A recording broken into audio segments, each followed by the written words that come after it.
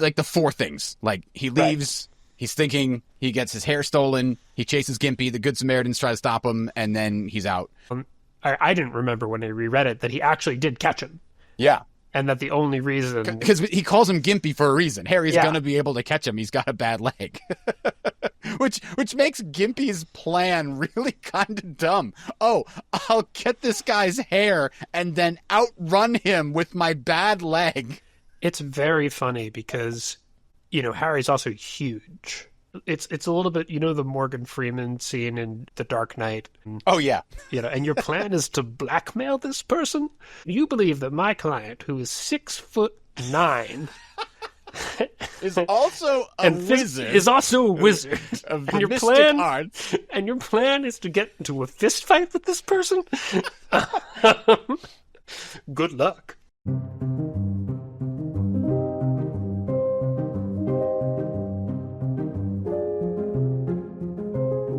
Welcome to Recorded Neutral Territory, a Dresden Files chapter-by-chapter reread podcast. Today we're taking a look at chapters 15, 16, and 17 of Stormfront, but remember, the spoilers go all the way through Battleground. I am Adam Russo, and with me, as always, is an ordinary Varsity patron. It's Brian O'Reilly. Welcome, Brian. I'm having a great time. This is an episode of people for the first time in the Dresden Files witnessing Harry blowing stuff up. So yeah, we get to witness Harry blowing stuff up. Yeah, absolutely. It's the first building that burns down that is probably kind of his fault. Yeah, Even though he isn't the one that sets it, he definitely sets things into motion. Yeah, they do set it on fire. I forgot about that. Yeah, they burn it down at the end. These three chapters, just to get you an idea of what's going to happen in them, this is the one where Harry goes to Linda Randall's place. He has a confrontation with Murphy. Then he's going to walk out, get assaulted by one of Marcone's thugs, who he recognizes. He names Gimpy because he's got a bad leg. Gimpy steals his hair. He disappears off into the city. Harry confronts Marcone at the Varsity, reveals Gimpy as a double agent. There's some violence, and then Harry leaves without any more leads as to figure out what's going on. That's what we're talking about today. But where are we in time, Brian? So the funniest thing in this, the whole thing of these next three chapters, the funniest thing here is that there's two people out for a jog at 1 a.m. It might be like 10:30 at this point. It might be like 11 or something. I don't know. But they're these late night joggers in Chicago just getting in. It's trying to stop a mugging. Craziest day of their lives. It's about, like we said, midnight Saturday, getting into early Sunday morning. He probably arrives at the scene at, I can guess, no earlier than 10:30. So for this chapter, which takes place entirely within Linda Randall's apartment, we've read the chapter from Harry's perspective. We think it will be very interesting to explore this chapter from Murphy's perspective. Right. I mean, from Harry's perspective, he walks into the crime scene and he makes what, to him, are some very rational decisions about what he can tell Murphy. And she basically treats him like he's a suspect by the end of the conversation. And if you're on Team Dresden, if you're living in Harry's head, if you're like, this guy's an actual wizard who can do freaking magic. And he's obviously a good guy. Right. You should assume that when he says, I can't tell you, or when he doesn't say, he's doing so for a good reason. And in Harry's mind, he is. But there's two problems with that analysis. The first is, he doesn't actually have a good reason. Harry is rationalizing to himself, and if you weren't Harry, if you weren't primed to accept his rationalizations, you wouldn't. And two, Harry's perception of how he's being treated hinges a lot on what his assumptions are about how Murphy would act or what she's thinking. And we actually don't think that Harry has a good handle on what Murphy's planning to do or what she's thinking. So that's where we should start. The first thing we should lay out here is Murphy already knows that the dead woman had Harry's business card on her. She knows Harry's been investigating the case, but Murphy has told him, don't go near anybody, don't interview anybody. Harry has never mentioned Linda Randall to her, and yet she invites him into the crime scene. She doesn't invite him to her office for a conversation. She brings him into the scene, same way she did to the first murder scene. Adam, putting you on the spot a little bit, what do you think her deal is? Why do you think she does this? Well, as we talked about in the last episode, at this point, Murphy wants to extend her trust to Harry Dresden. She's worked with him some in the past. She believes that she can read people well enough to say, he's a good guy. She even helps drive him home and leaves him some money. She loans him some money. Like, all of that to me says, I want to be able to trust this person. And I think this is another test for her. This is her hoping that her trust is returned. She knows something. She's going to give Harry the opportunity to come clean on his own accord. There's a moment where she gives the name of the dead person. And when she does, she makes it a point to turn around so she's not looking at him when she says it. Because if you think about it, that's what a cop would normally do. If they suspected that you were hiding something from them, when they revealed the important information, they would be staring at you to see what your reaction was. But she very purposely does not. She turns around and goes inside and says the name with her back to Harry. I fully believe this is a test. She wants to trust him. She says, she's thinking to herself, I'm going to tell him the name, and he's going to say, oh my God, Murph, I talked to her yesterday, or whatever his explanation is. That's what she wants to happen. So let's play that out a little bit. Say that's what Harry says. Harry goes, oh, Murphy, you're not going to like this. You know how I didn't talk to Bianca on Friday? Well, I didn't talk to Linda on Friday too. And goes into the whole thing. So clearly he was not supposed to do that. But let's play it out. If he does do that, what do you think Murphy's reaction is? I think her reaction is very, very similar to her reaction that we get later in this chapter when he, pretends, say that I sensed that, he tries to, hypothetical his way out of actually implicating himself. She gets very angry, and we're going to talk about whether that's justified, but it seems to me, she specifically says in that statement that she could have maybe done something about this and was basically, Harry made choices for her by questioning Linda and then not telling Murphy. He took away her agency, and she is supposed to be in charge of this investigation. This is not just a subordinate making choices for the superior. This is a consultant. He's not part of the hierarchy at all. He should not get to make choices. Murphy is responsible for catching the killer, and she wants to make all the choices. She wants to be in control of everything because she knows that if it fails, it will be on her. So I think that that's certainly possible, and it is indeed consistent with how she reacts in the chapter. But I actually think if at this point Dresden had said, yeah, so you're not going to like this, but this is what happened, I don't think she would be nearly as angry at him. Because Murphy is not angry. Murphy's angry that Harry went and saw Bianca. But she's not like, oh, I'm going to throw you off the case. Or he says, I saw her because she's on the spooky side, and I knew she wouldn't talk to you. And I think that's a decent justification. I think Yes. That's why Murphy's not super angry at him about it. Exactly. And if he said, look, I thought I heard over the phone that Linda was at an airport. I wasn't sure if she was coming or going. Figured I might as well try to track her down while she was in the country. Turns out she actually worked for the Becketts, but she didn't know anything. So I didn't mention it to you because she didn't know anything. And if Harry did something that was dumb, which I think Murphy would have filed that away as, that was a dumb choice. You need to tell me everything. I don't think Murphy would be that upset about it. She'd be mad, but she'd be the kind of quick anger that she's like, that was a stupid thing to do. And then, okay, whatever, we're on the same team. I think the thing that's so frustrating in this chapter for Murphy is she feels like Dresden is trying to make her feel like he's on her team, but is not actually treating her like he's on her team.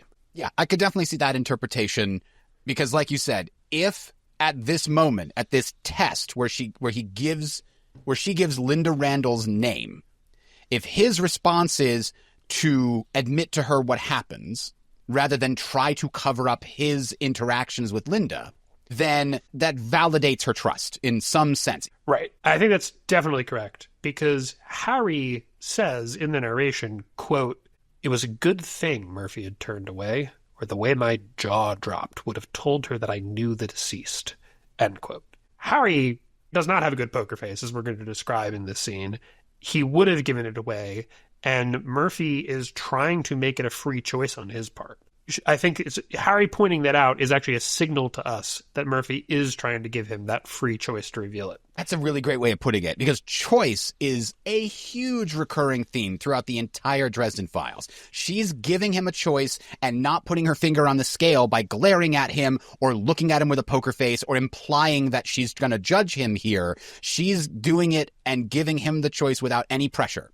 And meanwhile, one of the reasons that she's mad at him is he took away her choice when he decided, you don't need to know about Linda Randall because I already asked all the important questions and she didn't know anything. And we're going to get to that in a moment, because I think that that's Harry being incredibly arrogant to think that he asked all the right questions and is the only one who could have put together any information. Like, it's entirely possible that a trained detective that has Murphy's background would know different questions to ask or would recognize other things about that interaction, even if she asked the exact same questions as Harry. Right. And I'm setting the stage for that because the next thing that happens is Murphy doesn't stop him there and go, "What do you mean? You doesn't ring a bell?" You know, right. She brings him into the crime scene, brings him into the apartment. He walks through the whole crime scene. And then Murphy says something as Harry is taking everything in before he walks into the actual site of the murder. She says, quote, "Harry," Murphy said quietly. Her tone of voice suggested that it wasn't the first time she said it. "Are you sure you're all right for this?" End quote. And I think Murphy saying that is, one, she knows it's going to be a gruesome scene. She's asking if he's okay to see the body, etc.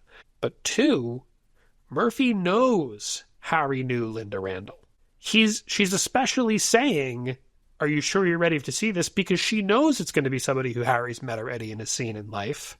And this is another opportunity for Harry to say, "I think this is somebody who I met, Murph." Right? Yeah, this is test number 2, which right. He fails again. And especially because there's a bunch of pictures of Linda in the apartment. So he's gotten a chance to now put a face to the name. Maybe, he didn't get her name or doesn't remember the name or whatever. Right. But he walks through the whole scene and sees all these pictures. Okay, so now they're going to walk into the site of the murder with Harry again denying, quote, "My head's just aching. Sorry, let's just get it over with," end quote. The next piece that we see here, and it's probably another test, is she starts to describe Linda Randall, again, hoping that Harry breaks in and it gives her some information and opens up to her. She says, quote, "We tried to reach her boss, but he wasn't available. Mr. Beckett," unquote. So she's now giving him more information, "Oh yeah, Mr. Beckett. Okay, here's how I know Linda." But again, he says, doesn't look at her and shrugs, like the most guilty thing you could possibly do. And that's when we see Murphy's poker face break, because the next line is, quote, "Murphy's jaw tensed, little motions at the corner of her face," unquote. So that is clearly something indicating that she's now getting mad because he's failed 3 tests at this point. Yes, she literally asks Harry, "You ever heard of him?" with regards to Mr. Beckett. And of course Harry has. He gave Linda Randall his business card. Murphy's covering all of the bases of how he could have heard of this. Right. And now, instead of just lying through omission, he is lying to her face. He is answering a question with a direct lie. And that is even more egregious. So the next thing Murphy does is Murphy gives Harry information about the Becketts. Now, we need this information to understand why they're involved. Someone has to give us, the audience, the information that Marcone is responsible for the, at this point, death of the Beckett's daughter. But why is she telling Harry this? She's simultaneously treating him like a consultant and like a suspect, where you're trying to prime them with information and get them to talk about it. And anything that she can get to shake loose information from him where he'll finally admit, "Oh, yeah, Murph, here's the deal." Right? She keeps waiting for that to happen, and it keeps not happening. And then we finally get to the point where she shows him his business card in an evidence bag, an unmarked evidence bag, which gives him the information, "I'm ready to put this into evidence, but I want to hear your side first." And she's been trying to get him to do this of his own accord, and she's been trusting him less and less each time. And at this point, he realizes he's broken her trust several times in this conversation. And so he tries to get it back here. And this is where he says, what if we hypothetically met yesterday? And hypothetically, I talked to her about the case, and hypothetically, she didn't have any information. He does this by pretending he had a premonition about it. And that just makes her madder. So why is she still allowing him to be in the crime scene? Why hasn't she thrown him out in his ear already? It's because Murphy has a hard time switching from you're on my team to you're not on my team. From Harry's perspective, he's not really noticing this happening in real time. But Murphy's anger is slow to come in this scene. And when it comes, it's irrational and implacable. And that's, I think, a perfect explanation of why some people have a problem with Murphy in this book and in Full Moon, because it does seem to come out of nowhere unless you read this scene, A, with a knowledge of future Murphy in mind, and or B, with a generous interpretation of Murphy's state of mind. And you kind of have to work your way backwards to the beginning of the scene, right? Because when she reveals that she has his business card, it recontextualizes all those interactions we just discussed. The reason we know that those are tests is because we know that the business card is already in her possession. Right. Murphy is not flipping a switch and getting angry immediately. Murphy has been cool as a cucumber, keeping all of her emotions about this almost perfectly under wraps for the entire walkthrough investigation of the apartment, and only after she literally shows him an evidence bag with his name on it. Only after that does he give her anything, and even then it's not much. At that point, she has leashed this so hard, she's been so calm, she is just infuriated, right? And she doesn't know this.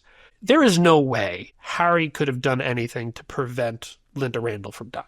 Basically, if there's a storm and Victor Sells has a thaumaturgical means to connect to you, he can kill you. So the only way they were going to stop this is if they had already caught Victor, essentially. There was no way that was going to happen. Nobody has enough information to know that it's Victor at this point to make that. Right. So from Murphy's perspective, he has taken away her choices. And now if something goes wrong, everything's her fault, and she didn't get to do her best work. And I think this is the thing that underlies Murphy's treatment of Dresden in both of these books. From Murphy's perspective, Harry has gotten 2 women killed. Not in this book, only 1 woman, and then later Kim Delaney is the second one. Murphy doesn't know, as we the reader do know, that there was no way to prevent these deaths effectively by telling the police anything. Wouldn't have changed a word. That's not usually true, right? Usually, if somebody's put out a hit on a key witness and you take him into protective custody, they're fine. They're going to get through. That solves the problem.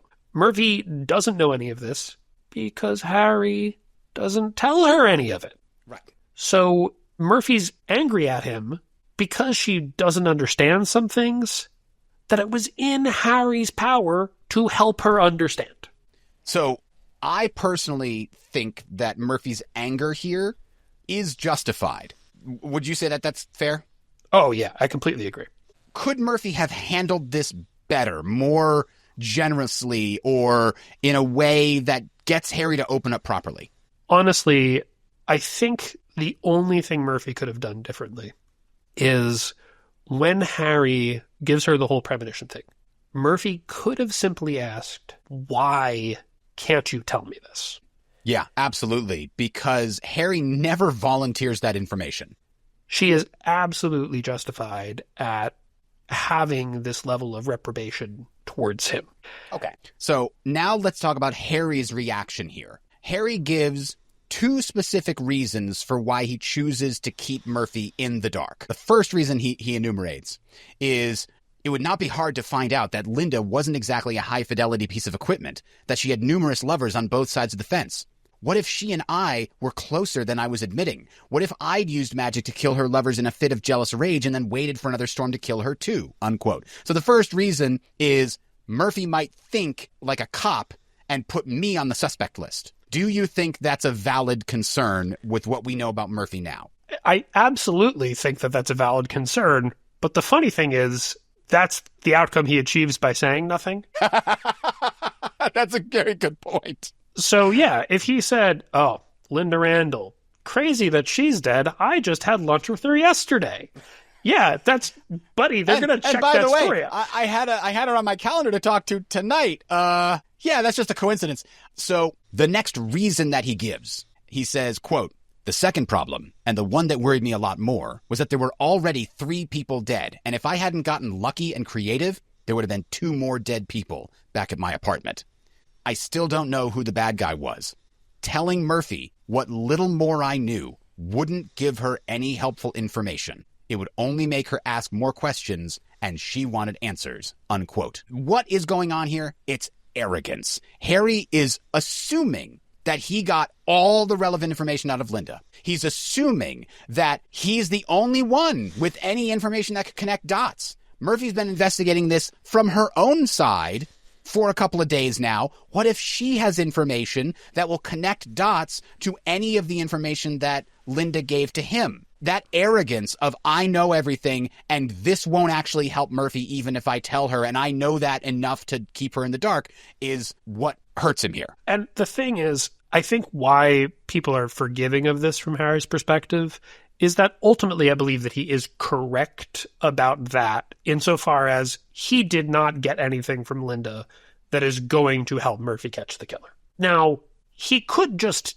tell her what he got from Linda and let that play out. That's what he, in fact, should do. I was under the impression that he started to do that, and if Murphy had handled it more carefully, she might have pulled the rest of it out of him and got him to tell her the whole story. But because he tries to do that hypothetical thing, and if she says, Dresden, you don't have to do that crap, just tell me what happened, I'm not going to arrest you, right? Like, if she had played it that way, then he probably would have finished explaining everything that happened with Linda Randall and what he suspected and blah, blah, blah. Could Dresden have handled this better? So, one, he could have just given that explanation anyway, because the fact that she's upset at him is not a reason not to explain it. But I think that more than that, Harry is not doing any of this for the reasons that he actually states. Oh, he's lying to himself. Yes, because the first thing that we get in this chapter is a very good line.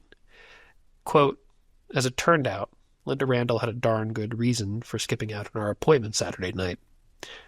Linda Randall was dead. The way that Harry says that really makes you feel like he is taking it pretty hard.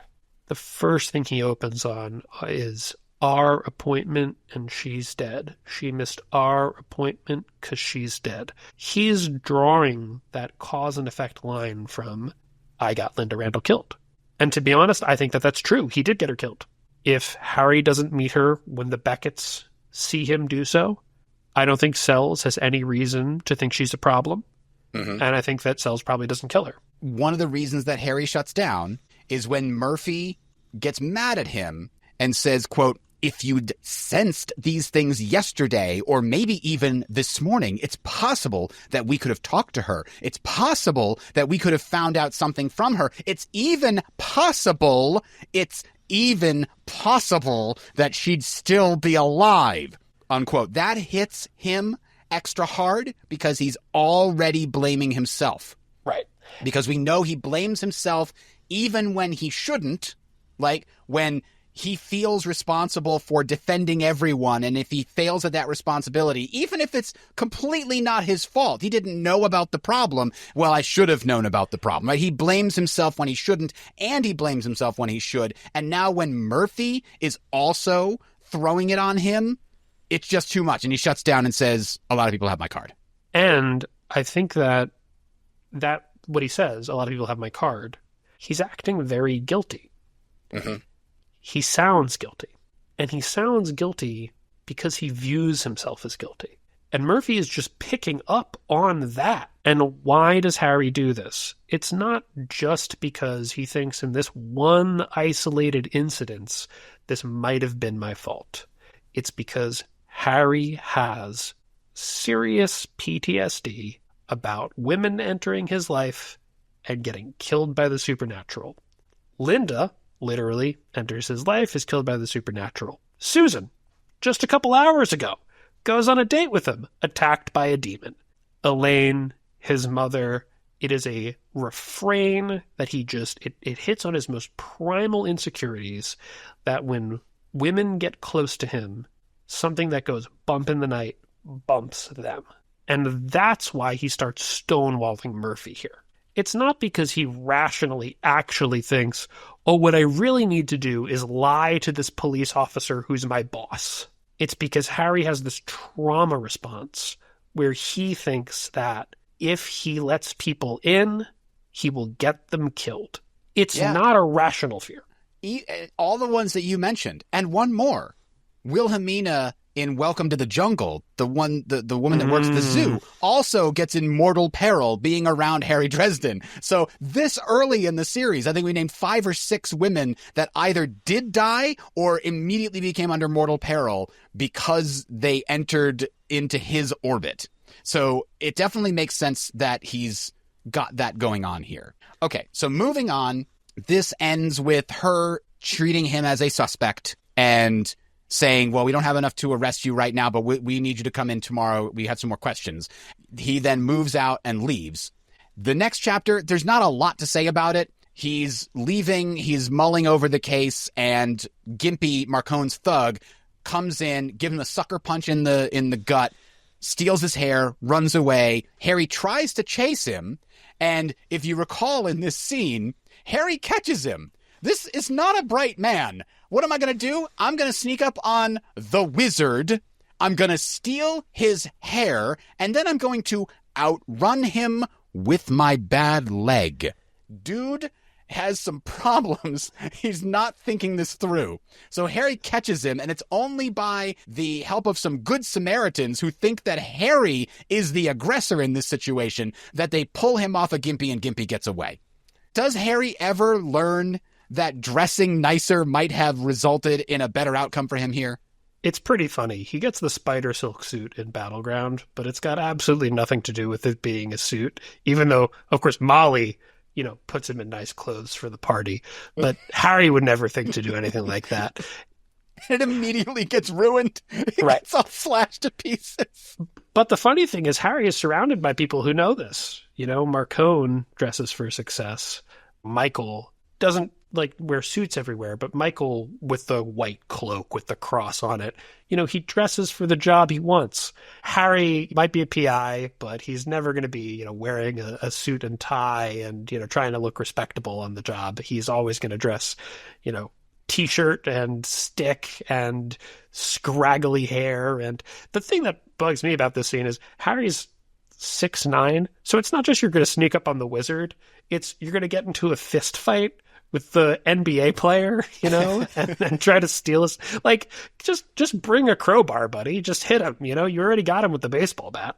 This may have been like an attack of opportunity, right? He's panicking because he thinks Dresden is getting closer to his boss, and he can't ever let that happen, because then if Marcone finds out, then he's in real trouble. He's much less afraid of Harry than he is of Marcone. So this is like he's been following Harry around, and he's like, this is my opportunity. I have to take it while I've got it. I'm guessing that's where we're seeing this here. It's not a lot of pre-planning. This is like operating in a desperate situation. This must be information that this guy has just received from Victor. I need a lock of this guy's hair. So he's definitely feels like he's under time pressure to get this done, but it is ultimately very sloppy. And, luckily the 2 joggers are the only reason that Gimpy actually gets away to the Varsity. Yes, and Harry then uses the little bit of blood that's underneath his fingernails to get to follow Gimpy to the Varsity. The spell he uses is a tracking spell, Segue Votro Testatum. Our best guess is it roughly translates to follow your trail or something similar to that. Follow the witness of, the witnesses. And I kind of figure that as like, okay, the trail through the forest, you can find, here's a boot print, here's a broken tree. Those are like the trail that you've left behind, the witnesses to your passing. So that seems to be what this particular spell is. Does he ever speak the tracking spell in the future? I feel like this is the only time I've ever seen it said out loud in Latin. He might have just muttered a spell or something without actually naming it. Yeah, I think it's a unique tracking spell on a couple notes. First, as we were talking about before the show, my Latin's pretty rusty, but this doesn't make a lot of sense to me. So this is some real dog Latin. And he might just mutter it down to one word, segue might be what he says in the future. It's just, I follow. But he also does this whole nose thing where he tracks him by giving him like smell-o-vision of the guy or something. He can follow the scent like he's a bloodhound. And that's not how his normal tracking spell works. He normally just uses the pentacle and triangulates off of where the pentacle is swaying to. Well, it's also not unusual to use like your senses, because we see Molly in Bombshells, I think, use her lips. She puts like the piece of whatever it is she's using for a tracking spell into her mouth and uses her lips like the sense, because she says like your lips are very sensitive to touch. So then she uses that so when she turns her head, she can feel on her lips where the spell is pulling her. That's another way to do it. One thing I do like about both of these, the nose hair and the smell and the lips thing, is you don't have to be super obvious holding up a dowsing rod in front of you when you're trying to track. You can just it all happens in your head and nobody gets to see what's happening to you. It's more of a secret. Yes. I think that the thing about the pentacle that he realizes later is that he can hang it from the rearview mirror, and that's very convenient. Yes. But of course here he's got to get into a cab anyway, so he's really doing the follow that car, no, make this turn, no, make that turn kind of thing. And the cabbie has a surreal experience where this guy won't tell him where to go. He'll only tell him which turn to take. I can't tell you. Okay, so that brings us to chapter 17, where Harry confronts Marcone. Now, the way that this works is he decides to finally hat up, get all of his equipment, and be a frickin' wizard, and not just be caught unawares on everything he does. So it describes what he's brought, quote, a bracelet on each wrist, a ring, my blasting rod, my staff, unquote. That sounds very familiar to what he brings to every other fight for most of the series. Now, he does upgrade his bracelet. He upgrades his rings, where he gets multiples of them. But he says a bracelet on each wrist. I don't think we ever get information on what the other bracelet does in this book. And we don't ever see it again either. Yeah, I can't even see what the bracelet does in this book. Yeah. The bracelet on his right hand. I don't even... It's mentioned and then nothing happens with it. Maybe it was a piece that Butcher decided to cut, but this is kind of a little textual ruin from that. Yes, I think that might be exactly what happened. We never hear about this bracelet again, but the rings, is it plural rings? The rings are, of course, familiar. It says a ring. Ah, okay, so this time he's only got the one ring. Uh-oh. Okay, fine. I'll let it go.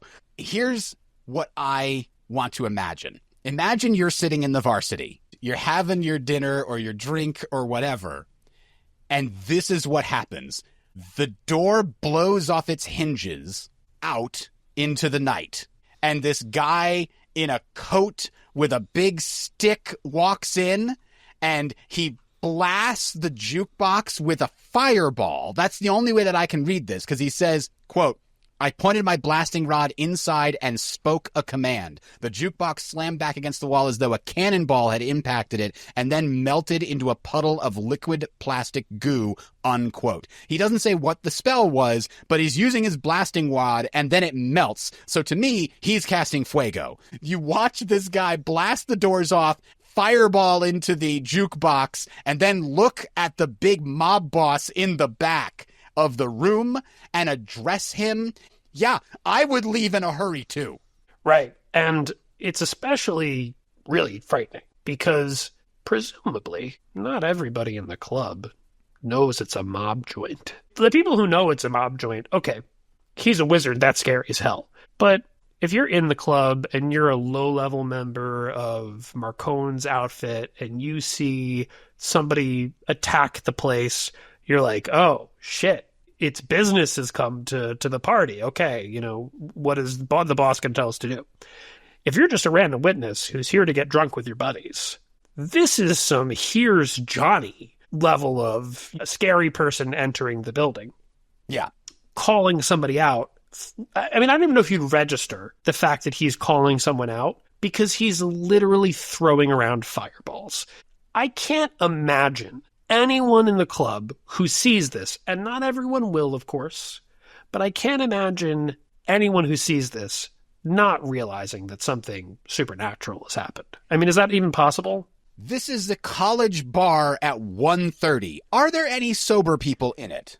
Definitely not. So that's definitely true. Nobody is sober here. There's a very easy explanation the next day when they wake up with a really bad hangover and this crazy memory of a wizard busting down the doors and casting fireball. They're going to be like, oh, man, what did I drink last night?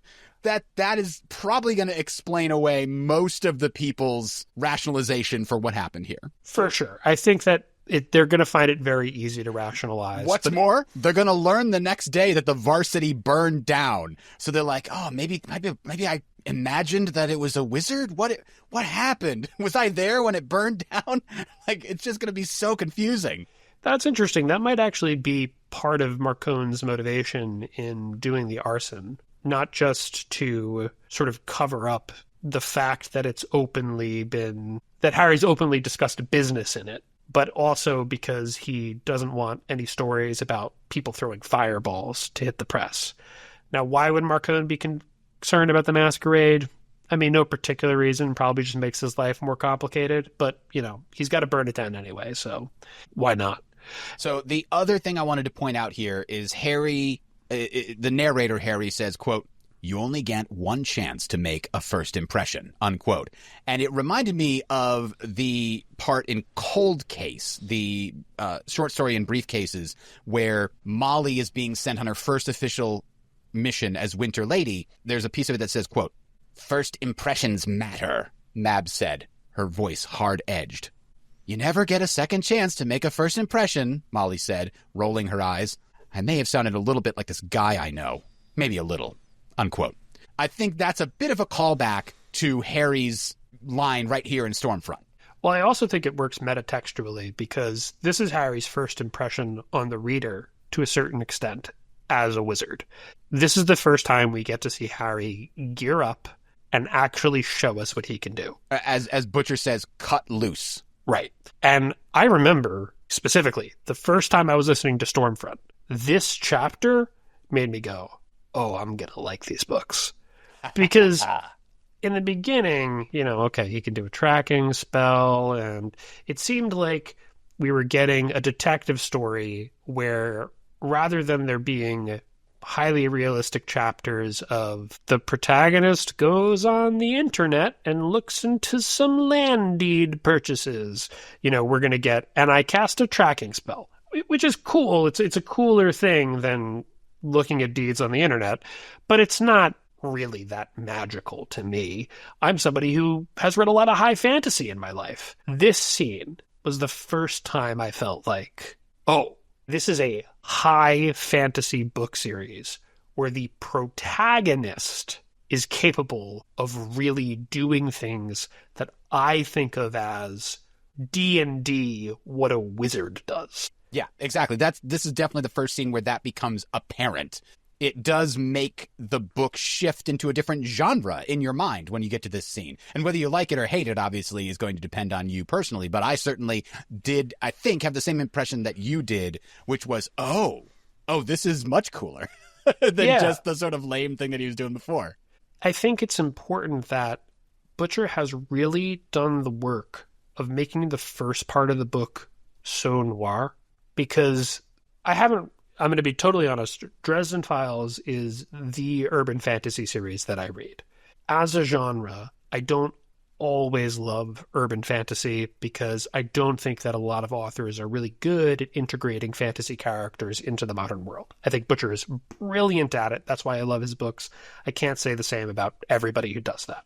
But Butcher does such a good job grounding the series in detective story tropes that even when he finally, in chapter 17, has the protagonist rip the door off a building, blow up some machinery, and go, hey, Gandalf's here to party, that I don't feel like I'm reading a different book. I feel like the book I'm reading just got better and more complex in terms of its genre than before.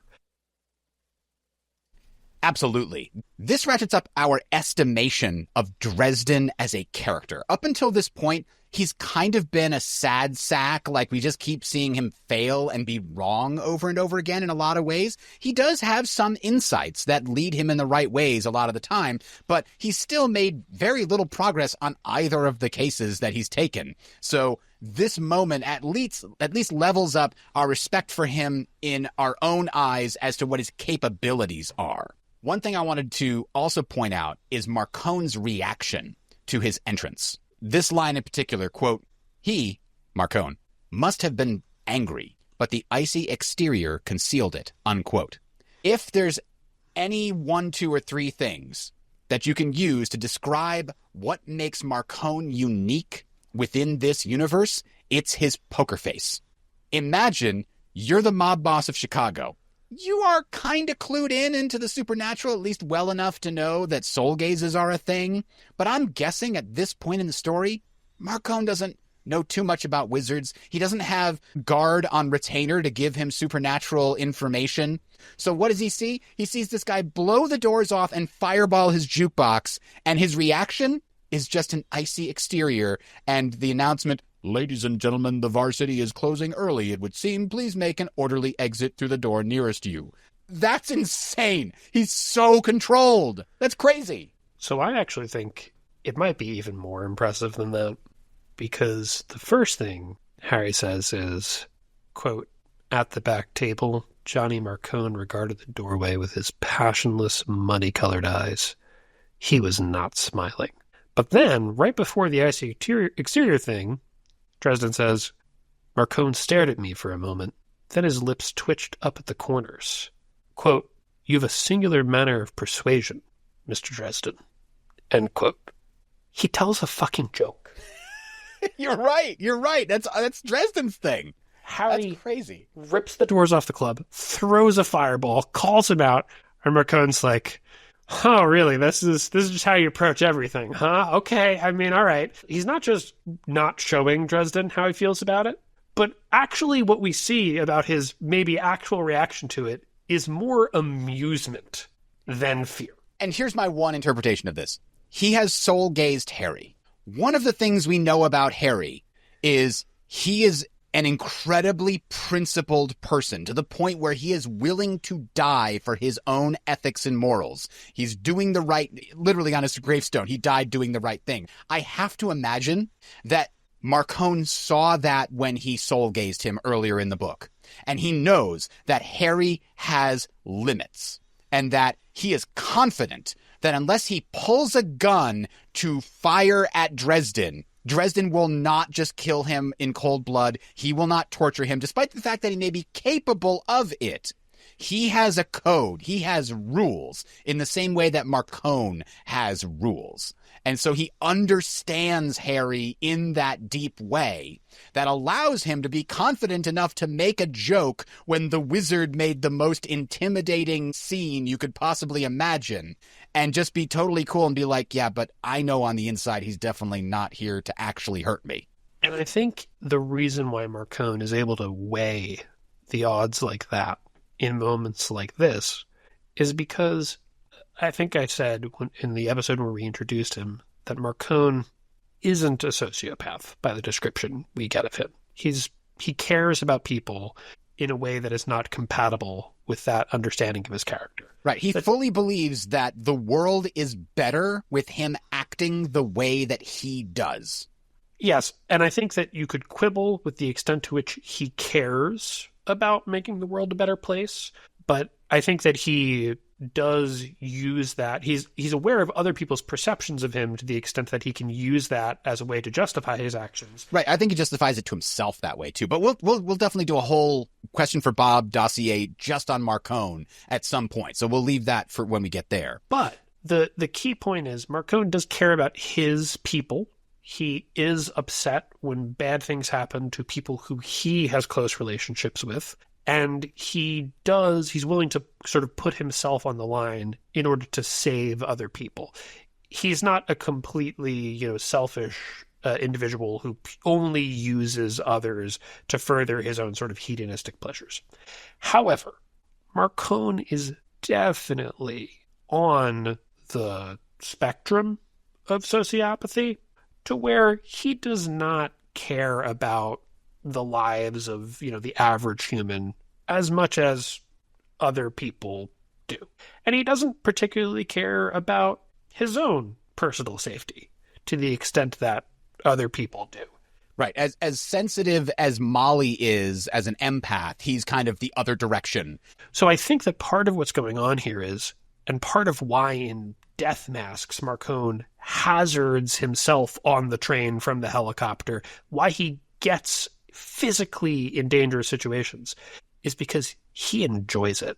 He really is an adrenaline junkie, a thrill seeker who needs this to feel as alive as other people do. So when something like this happens, it really is more interesting for him than your normal Saturday night. So you made an interesting point here that the other person whose reaction we get is Hendrix, and Harry's analysis of Hendrix's reaction is about 90 degrees off center. Yeah, it seems like it. Throughout the entire series, Harry seems to portray Hendrix as a dumb thug. From the very first time we meet him, where he just kind of thinks him as a meathead or something, even into this moment and in the future, he thinks Hendrix is a dumb thug.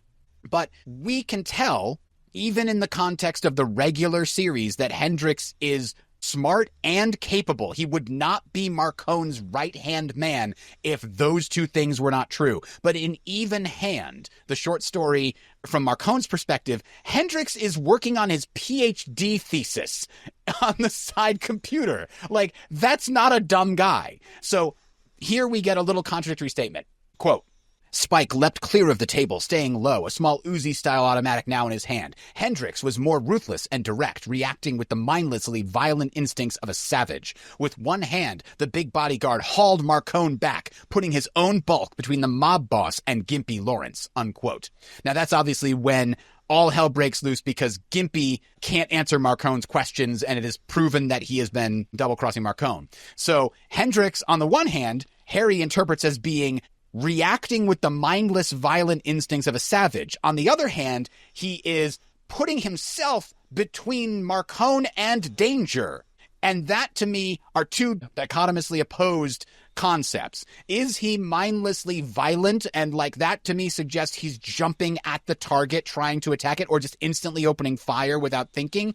Whereas if he's instead playing the bodyguard and putting himself in danger while protecting his boss, that is a calculated move. That is not something one does on the instincts of a savage. And I think that Harry is, writing this down later, of course, partially working backwards from what Marcone says after Hendrix fatally shoots Gimpy, which is, quote, I wanted him alive. He could have answered several questions first. And Hendrix says, sorry, boss, because he recognizes that, he killed him. But nobody is trained to shoot, not to kill. Whether you're a cop or a soldier or a bodyguard, you're trained to shoot center of mass. The whole movie idea of shooting to wound, I'm going to get him in the leg.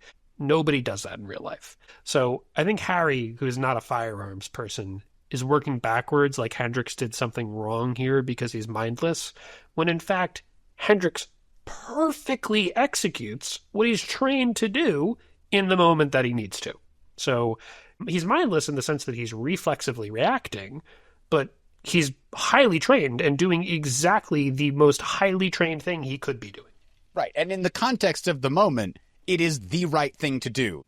Moving on from there, we've only got a couple more things to quickly discuss.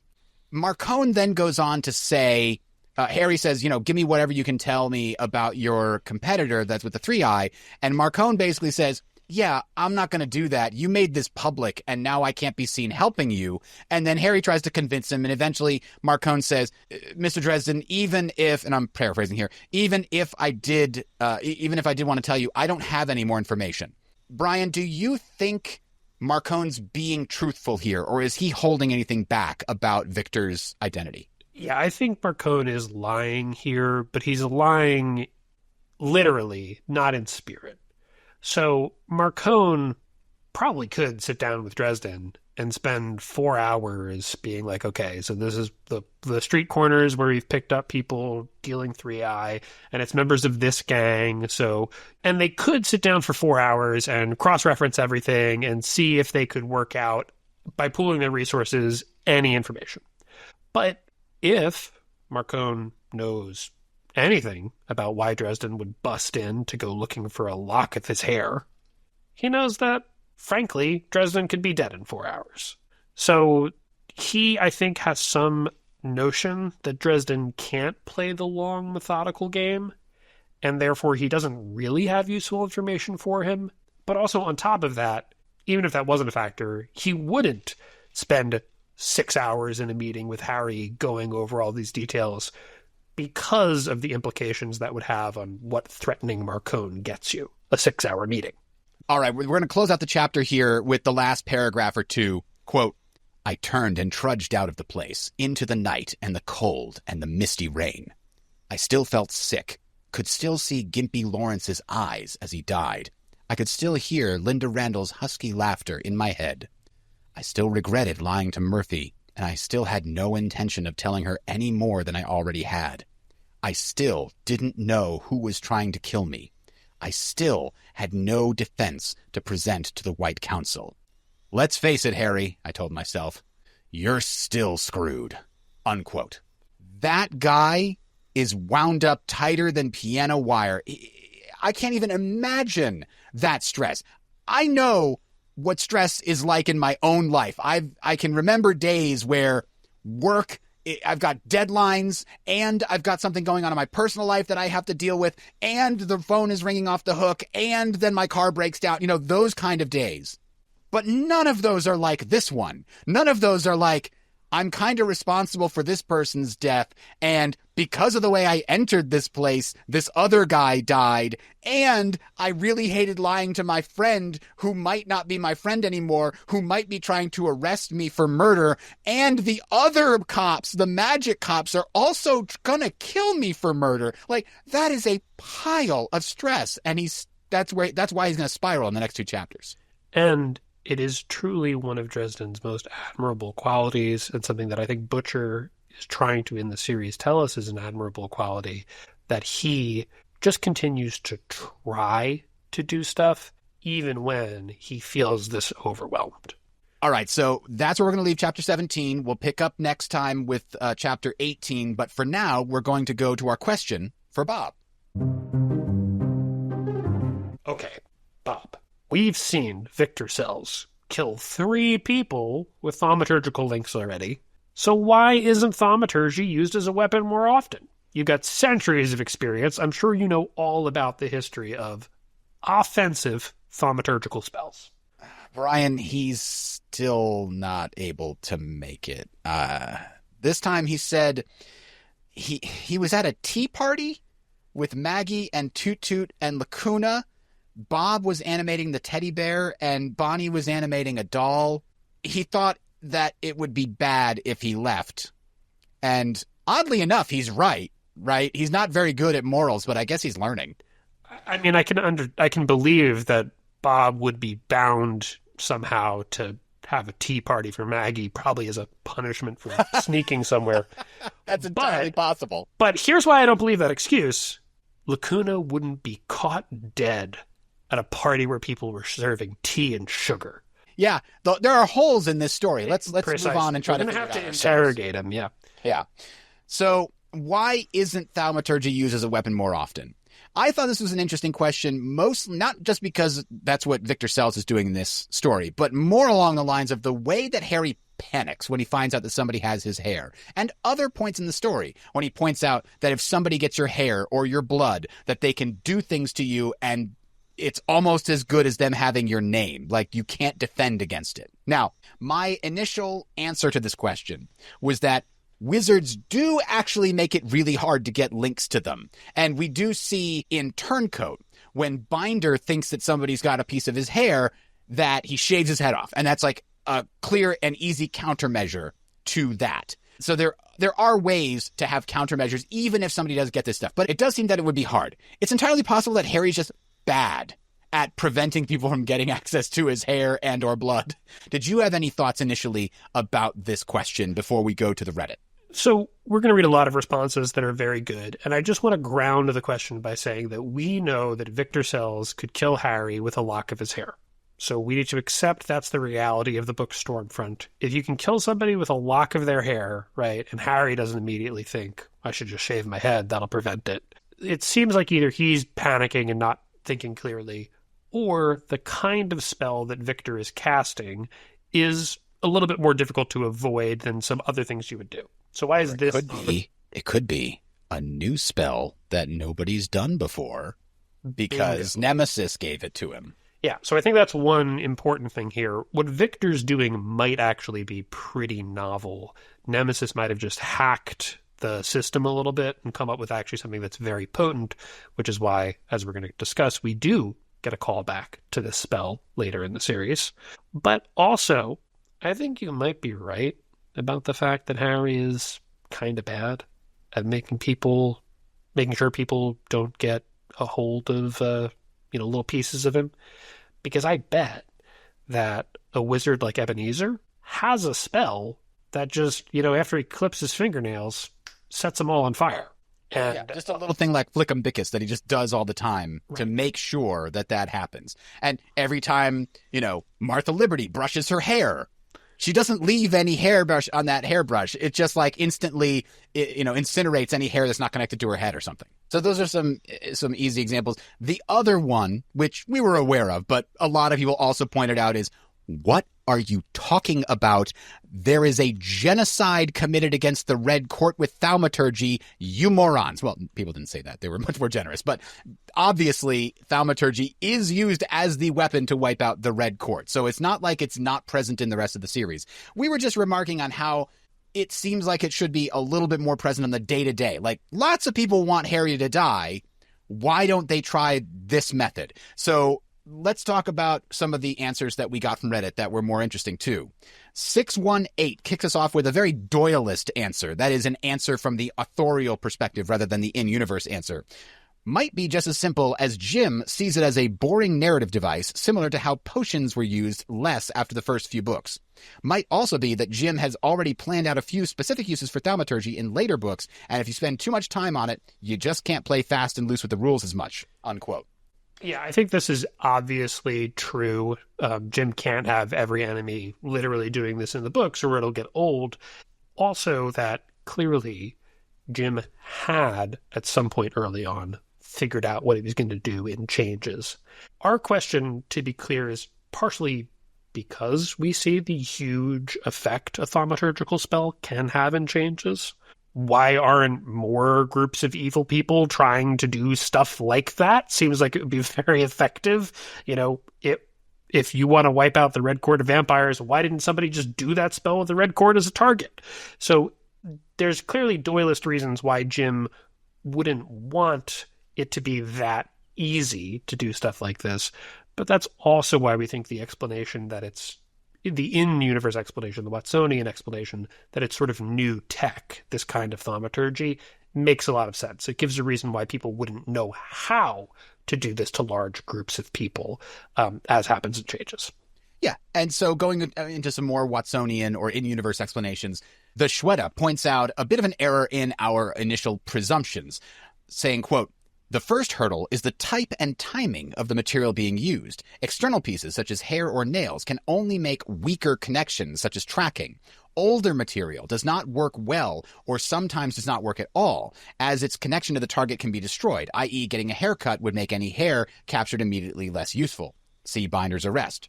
Blood is better, but blood that has dried or has been watered down by rain or something else is extraordinarily difficult or impossible to use, as is evidenced in cold days," unquote. Right, and I think that I would point out that in this series, Harry doesn't seem to have a way to defend against his hair being taken for this spell. So that might not be true of all thaumaturgical workings, but it is a really good point. For every thaumaturgical spell that we've seen Harry cast, there are pretty clear countermeasures, and you do need very specific material. And the Shweta continues ripping our argument to pieces. Quote, "The second hurdle is amount of material. Harry explains that the amount of material you have determines what kind and how strong of a spell you can use it for, as you must push power into the material to create a flowing channel to the target, unquote. And then he goes on to say, quote, the third hurdle, power. Even if you have enough material, recently required, have a spell in mind, and the target either isn't aware of or hasn't protected themselves, every time we've seen Thaumaturgy used to attack, it has required enormous amount of energy, like multiple full bolts of lightning or literal gods' amounts of energy, unquote. Now, I think that's a really good point, and it's part of what makes cells so dangerous and unexpected in this book. Nobody can figure out how some minor player has the power to do this, because it does take a lot. Harry does even explain in this book, if he was to do it, it would almost kill him to do one person, and he couldn't do two at a time without killing himself. Precisely. So I think that... And he's a heavy hitter, generally speaking. Absolutely. And I think that's why this third point by the Shweta here is a really, really good one. Unless you're a crazy person who's willing to do something nuts to get the raw amount of power, a bunch of human sacrifice, use the storms, whatever you need to do to get it, the amount of people who could realistically use a technique like this is a half dozen, 2 dozen, something like that. The most direct answer, which came from a couple of people, Digiman619 says, quote, also, if you're able to get their blood to channel magic through it, you almost certainly have more direct access to them and can kill or mess with them in far easier ways, unquote. And Sol Kayan put this even better by saying, quote, if you're close enough to nab hair, you're also close enough to fireball, unquote. So I think that all of these arguments combined definitely put the kibosh on our skeptical nature that we had in the previous episode. And now Doc Hootie came up with a really interesting idea for a villain. Can you read that one for us? Yeah, I love this. So Doc Hootie says, this made me think. A necromancer with some zombie mosquitoes could do some serious damage. Just have them out collecting blood for use at their leisure. And that's actually the kind of creative uses of thaumaturgy that prompted us to ask this question. You know, why isn't Kemmler out killing the whole White Council with some, I'm going to animate mice to steal everyone's hair clippings or whatever. And I agree, Doc Hootie. Some necromancers should get on that. They could wreak some serious havoc. Yeah. And it would take an enormous amount of time, right? You just get 1 or 2 bites a day to keep yourself under the radar, where the wizard in question just like, oh man, mosquitoes are bad tonight. But yes. then they come back and they give you like 4 drops into your little test tube and you seal it up. And the next day they come back with 4 more and you're like, yes, in 5 months I will have them. Yes, and you've got a medical grade lab where you can keep the blood from coagulating. Yes, exactly. Yes. Yeah. So this is only like if the WHO was taken over by a necromancer, then we could see this. Yeah, exactly. All right. So that's going to do it for this episode. Next week's question for Bob: what was Nemesis's plan in Stormfront? Now, we know that there's a bit of retcon. We suspect that there is some amount of retconning going on. It's entirely possible. It seems like that Jim did not 100% plan that Nemesis was going to be the baddie behind Stormfront, but let's just play along with the universe that has been built. What did Nemesis mean to accomplish here? If Dresden wasn't here to stop him, what does Victor Sells do that furthers Nemesis's goals? That's what we're going to talk about next week. And I think part of why this is an interesting question is that I think in large part, the book makes more sense when you incorporate the later material. You know, why Morgan's acting the way he's acting, the existence of Nemesis as something to teach Victor this new tech style of magic. So I think it's interesting to speculate. We know someone taught Victor to make Third Eye. Is that somehow part of a larger plot from the outsider side of things? There appears to be some larger reason beyond just taking over the narcotic industry in Chicago for Nemesis to be pushing this plan along And we can't figure out exactly what it is, so we want to know if you guys have any ideas. Yes. And one thing that you just said there sparked a memory. There's an RPG called Dungeon World. It's built on the Apocalypse RPG engine, sort of a light RPG with very few rules compared to something like Dungeons and Dragons. And one of the things that's in the book, the advice that it gives to you as a player, it's actually kind of, as like a dungeon master, game master, it's actually kind of part of the rules, is draw maps, leave blanks. Because it knows that as you play, you're going to want room to expand ideas that you have while you're playing. If you draw the entire map of the area where they're going to be, and the dragon's over here, and the dwarves are over there, and the whatever's over here, then you won't have any more room to put in ideas that you come up with while you're writing the rest of the things as it's progressing. So I have to imagine when you're writing a long-form series, like a Jim Butcher is doing here, it's a good idea to leave questions unanswered early in the series, even if you yourself don't have the answers yet. Even if he didn't have the plan for Nemesis, he left enough empty so that he could fill it in later, and it still made sense. And that is a pretty impressive job. And it makes it a lot more interesting to consume as a fan, because it gives you the opportunity to play along with Harry, as we're kind of trying to do here, and figure out what the heck are the outsiders trying to do in these early books. So we're probably going to ask a similar question to this one in other books in the series, definitely Full Moon, and we want to take the first crack at it here. What is Nemesis doing in Stormfront? All right. With that, for Brian, I am Adam. Thank you for listening. We'll see you next time. Thanks for listening. Please direct any questions or topic suggestions to mac@rnt.fm. That's mac@rnt.fm. Recorded Neutral Territory is licensed under Creative Commons Attribution Non-Commercial 4.0.